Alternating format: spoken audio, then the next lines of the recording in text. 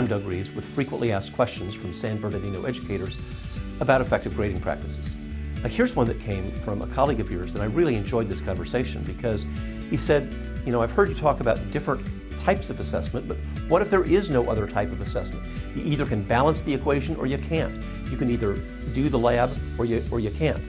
And as we dialogue, I thought, number one, of course he knows 10 times more about chemistry than I'll ever forget in my lifetime, and he's probably right. There may be types that there's only one way to demonstrate proficiency. However, in that same conversation, he said, when it comes to balancing chemical equations, for example, I could just present the problem itself and ask them to show their work.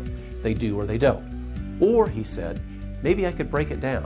What I thought was one question maybe is 8 or 9 questions, and each step I will take them through, and that will allow students who would be overwhelmed by the balance the equation problem alone to at least get halfway through it, and I can pinpoint exactly where they get stuck.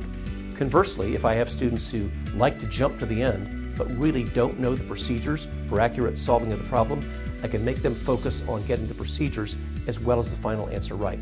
So even though the conversation started with, hey, you know it or you don't, there's only one way to give this exam, your colleague himself was able to articulate a beautifully insightful way of altering the question in a way that gave him better information on how to teach the students and gave the students better information.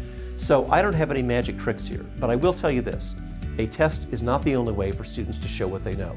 And I've seen menu systems, I've seen all varieties of variations on the theme where students can show you that they're proficient, and a test is one way, but not the only way of doing that. Thanks for listening.